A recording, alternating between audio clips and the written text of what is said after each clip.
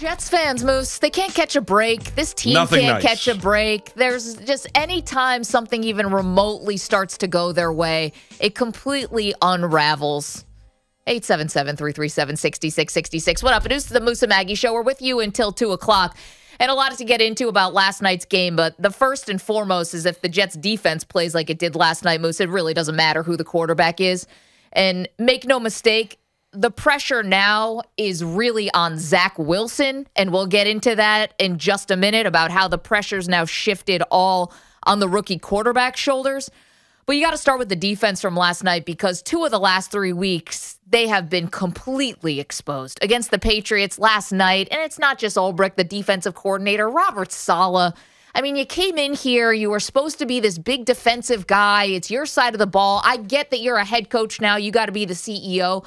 But you came in with a lean. Your lean was defense. You made your name on defense. The bread and butter was defense.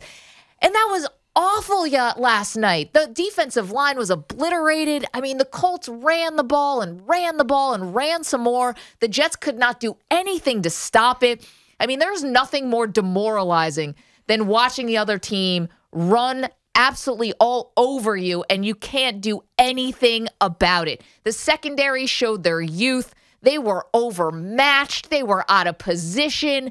I mean, the Colts wide receivers will never get that open again. Never get that open again. It was as easy as could be for Carson Wentz. The defense, they will be the headliners. It won't be my biggest takeaway from last night's game. That's about the pressure now on Wilson. But that defensive performance was absolutely pathetic. No, it was terrible. Oh. I mean, it was terrible. And we're back to the conversation of, where this staff is, after that Patriot game, which was a 41-point loss. And last night, I mean, it ends up being a 15-point loss. The game was 42-10 in the third quarter. The game was decided. The defense was terrible. But that's what... the Colts, went to work. They weren't going to get caught flat-footed. We talked about the perfect storm that the Bengals were, kind of a, in-between game, looking at it, thought maybe they had learned their lesson after taking the Jaguars lightly earlier in the year. They did not. They didn't adjust defensively. They weren't able to meet the physicality of the Jets. The Jets came off, ticked off after getting embarrassed by the Patriots.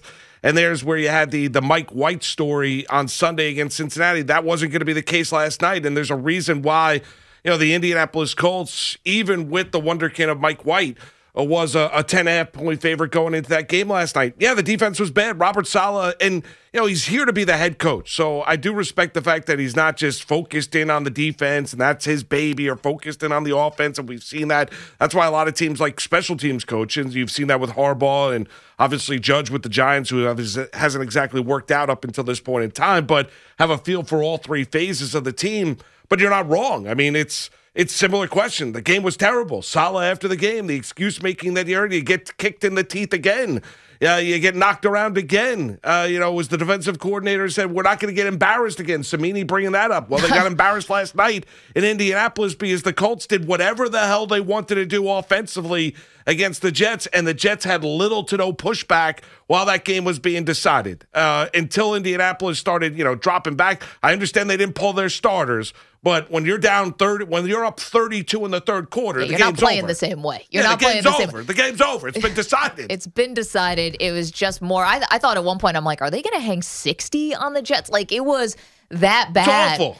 And it is another just reminder that this team is they're just not ready. They're just not ready. And defensively, this was a concern that I had going into the season, Moose. I'm like, how are the Jets ever going to be playing with a lead?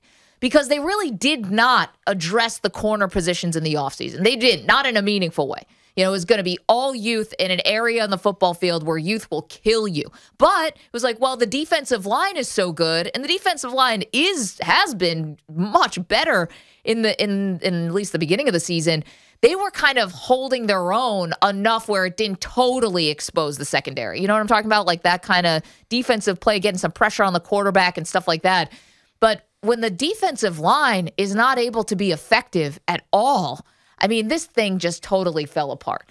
But I'll get to the bigger point here because we can rail on the defense. And please, if you want to call us up and scream about the defense, we will take your calls at 877-337-6666 because you have every right to scream about the defense. But the problem, Maggie, there's a bigger issue with the quarterback situation here. The problem where you have with the Jets is you can't use the talent as not being good enough when you have a game where you beat the Tennessee Titans at home, where you beat the Cincinnati Bengals at home. And I get not everything you're going to get run out of the building as they did against New England, and that's going to happen, right? And I was really kind of very critical of the coaching staff and the players because they had a couple weeks to prepare, and they did not look prepared for really basic, fundamental offense that New England was running. They were not prepared defensively to stop it. Similar case in point last night. You go into a game against the Indianapolis Colts defensively. You know, what do you want to do? Carson Wentz, if you get pressure on him, is dying to give up the football, whether it be on a sack and fumbling the football or whether it be on an interception. You know, what's the thing you need to do? We need to stop the run. We cannot make it easy on the Indianapolis Colts. We need to stop Jonathan Taylor and do whatever we can. Put the ball in the hands of Carson Wentz. Don't let us make him think. At least stop something. You're right. Stop something. Don't stop nothing. I mean, they didn't stop Jonathan Taylor, who had a 70-plus yard touchdown run, and Carson Wentz is throwing these moon balls deep into the secondary that are coming down, and they're being caught as his receivers are waiting for the football. I mean, I would like to know from the Jets because for defensively, what exactly was the game plan going in? What were you exactly trying to take away from Indianapolis to make Wentz uncomfortable because you did nothing on a Thursday night coming off an emotional great win against the Bengals? It doesn't matter if the Jets had extra time to prepare, less time to prepare on a short week. They couldn't do anything. They ran into an offensive line that is talented, and you saw some of the holes that Jonathan Taylor was running through. Oh. Troy Aikman, who's like, every running back who's watching this sitting at home has to be like, salivating, thinking, why can't I get that kind of, runway to basically run through and steamroll through? And it was a total embarrassment, and everyone's been on that side of it. Like, every fan knows what it's like when the other team is running all over you and you just can't stop it. But you were expecting Robert Saleh was asked what kind of defensive adjustment you make. He's like, well, we try to get more aggressive on the run, but then Jonathan Taylor rips off a 78-yard touchdown, so we kind of had to rethink the whole thing. It's like, yeah, I don't think you have it figured out. You have 2 games in the last 2 weeks where a team has put up over 500 yards of offense on your defense, and you had 2 other games this season where the opponent put up over like 450 yards on you. It's just been really, really, really bad here for the Jets defense that at one point I thought was going to be frisky enough to actually keep them in games. Last night it was over. I mean, they scored touchdowns. The Colts did on 6 of their first 7 drives. Boo. Just boo all over. Bigger picture, though, because we went into this game and it was all about who? The man about town. Mike White. Mr. Mike White. Mike White. And Mike you know White. what? Mike White. The first series was a little shaky. The second one was great. It was a classic Mike White drive, if you will. He was moving the ball. It's now classic Mike White drive. It was a vintage Mike White drive. It's like Elway, the drive against Cleveland. Oh, it was beautiful, right? It was the thing where if you are a football fan and you will sign up for that type of quarterback play for the next 10 years. Yeah. Like any football fan, if you don't have if you don't root for Russell Wilson or you don't have Patrick Mahomes or one of these super special guys, you will sign up for Mike White for the next 10 years if he just plays just like that. Anyone would sign up for that. And unfortunately, he gets hurt, so he has to go to the medical tent, forearm. He can't feel 2 of his fingers. He can't grip the football, so he has to leave. What happens? You have Josh Johnson comes in and runs the offense. He runs the offense in a capable way. That puts all of the pressure on Zach Wilson right now. You've now had 2, count them up, 1, 2 backup quarterbacks, a young guy, an older guy, a veteran, a guy who's never taken snaps in the NFL before 2 weeks ago. You've now had 2 completely different players run this offense and look competent doing it. This now goes on to Wilson. Moose, he's got to be able to come back whenever he comes back. I doubt it'll be against Buffalo next week, but whenever he gets a chance to play again, he has got to show that he can run this offense. I know he was on the sideline last night and he had nothing to do with the game, but he actually did because with those two quarterbacks running LaFleur's offense and the way that it looked, Zach Wilson has to be able to come in and run this offense. YOLO throws, gone. All of that stuff, gone. You have to show that you can, because to be honest, it does look like it's pretty easy to run for a quarterback. Not for you and I, but for a professional quarterback, it looks like it's a pretty damn easy offense to get a hold of. Yeah, and they've looked a lot better than Wilson has. And Wilson also, not only have they looked better, but Mike White's got the heat. My Jet fans want to see Mike White at the position. They're not clamoring for Zach Wilson to be back in a quarterback anytime soon. Want to hear from you. 877-337-6666. Staten Island, Ira, Mr. Jet. What's going on, Ira? Hey, good morning, Maggie. Good morning. You know, Maggie, that was a great point. First of all, what you just said about the heat on Wilson, and I've been talking about a scheme fit, and I love Wilson's talent, but clearly you got Johnson, who's been around this league forever, and comes out, and I know it's garbage time, but he performs. Mike White picks up from last week, and Zach Wilson can't get a first down. So that kind of tells you something. But I got to get on Salah here, and Moose, you hit it perfectly. You know, a defensive coach, you're game planning for this game. I don't care if they turn to you or me to make up the game plan. You knew you had to shut the run down and put the ball in Wentz's hands. And what did the Jets do? Until almost the third quarter, they're playing the run with a four-man front, and they're dropping 7. The linebackers are 10 yards off the line of scrimmage. They're not getting any. But because they're so further back, once this very talented offensive line got out there, you saw it on TV that one play, he had 3 guys blocking C.J. It was a Mosley. wall.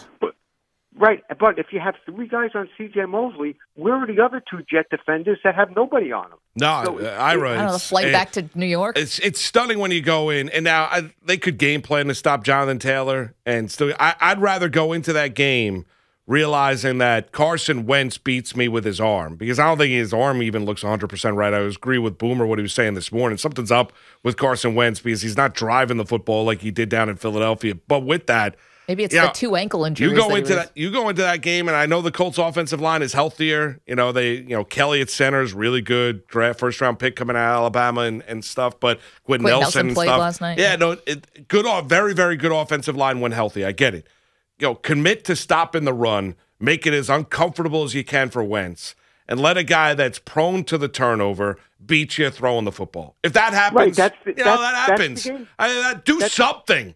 I mean, even to the point where Joe Buck last night is like, is the defense going to – I mean, at some point in time, is the defense going to stop Indianapolis when they were 4 for 4 and scored 4 touchdowns? Is that a rhetorical question? No, that's the game plan. But look, 2 of the last 3 games, you've given up 99 points and over 1,000 yards, and this is a defensive-minded head coach. And I told you I had such major concerns about this coaching staff from the top down. Mm-hmm. And man, oh man, we're halfway through the season, and it looks like LaFleur kind of regrouped, and you can see his system works. But defensively, they're totally lost. Totally lost. Yeah, they are. You're not wrong about that, and you're right. LaFleur up in the booth, and he's going to stay up there. The offensive game plans are a lot crisper, a lot cleaner, a lot more creative with him on the booth than being on the sideline having to talk to the Zach Wilson. I really didn't have a problem with the offensive game plan. I thought some of it was the execution. I mean, we can get into Denzel Mims because we're going to have to get into Denzel Mims. But Elijah Moore had an excellent game. Carter, you can see the talent there from the running back, no doubt. I mean, the game plan, they tried a couple trick plays. The game plan, I didn't really see the issue with that. I didn't see it. The defense was really coming out of that game last night. It was a case for a guy that sold you, everyone was sold as being this defensive genius in Robert Saleh. The defense was there early on in the season. We blamed the offense because the offense couldn't move the football. Now the offense is moving the football. The defense can't stop anybody. I mean, they can't stop anybody. I mean, it's just remarkable. Like, there's little to no. And the Indianapolis Colts, whatever the Colts wanted to do last night, they did. There was a moment in the broadcast when Joe Buck and Troy Aikman are talking about meeting with Robert Saleh early in the week, and that Robert Saleh said that this defensive line is the best group he's ever been around. Was that the line? That's not true. Listen, there's some talented guys on the defensive line. I'm not laughing at them. I'm laughing at that because, I know coaches have to lie. You don't have to do that. Don't do that. Yeah, I mean, Seattle, San Francisco, don't do that. Well, not just that. I mean, San Francisco's defensive front, at one point in time, he had like 4 first-round draft choices on the defensive line, or 3, at least 3. Remember when one of them was Solomon Thomas? Remember when DeForest Buckner was the one who was wreaking havoc and then was torching you last night? Right, he had a defensive line at one point in time where he had Solomon Thomas, who's now a Raider. He had Bosa. He had DeForest Buckner, and he had Eric Armstead. Come on. And then you're going to look at this group and say this group's that's just not true. It's just not true. That's just not. I mean, appreciate the drinking the Kool-Aid here, and you're the head coach, but like, say something else about them. Just say another compliment. Right. Find something else to say. They work hard. Like when you say that, you're like, that's not factually correct. It's just talent-wise, it's just not. True. And I've never coached football. Surely we go. It's Buddy. What's going on, Buddy? Guys, I don't know what you're talking about. We have the almighty John Franklin Myers, who we just paid a boatload of money to, and has been non-existent since the day he got paid. It's funny how that works. You know, we'll settle for the tears. I'll tell you one thing. This is solely on Saleh. I was right with Ira when they hired him. I don't know if this is the guy for the job, and I think that he's proving it over and over. The all gas, no break, I have yet to see it. They showed up to 2 games all year. They got lucky to win 1. You got to give them credit for the Bengal win. But the fact that every time we win a game, it's like we win the Super Bowl. It's an automatic blowout the next game, and it's been like this for years. And did you say before I'll have to settle for the tears?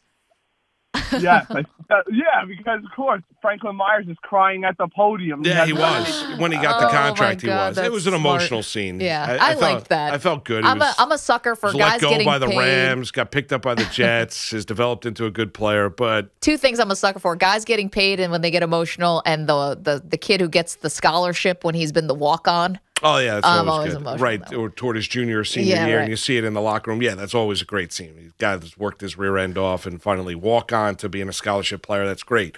I totally agree.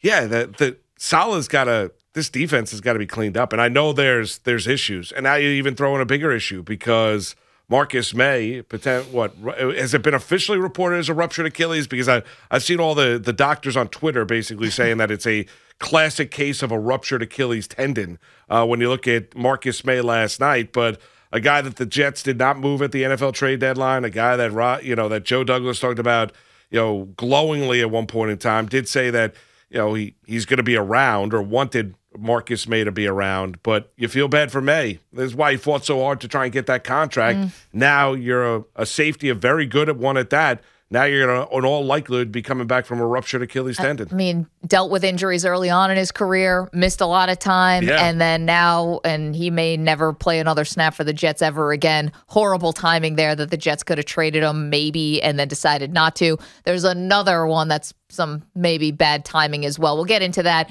We see you guys on the phones. We're going to get to you. 877-337-6666.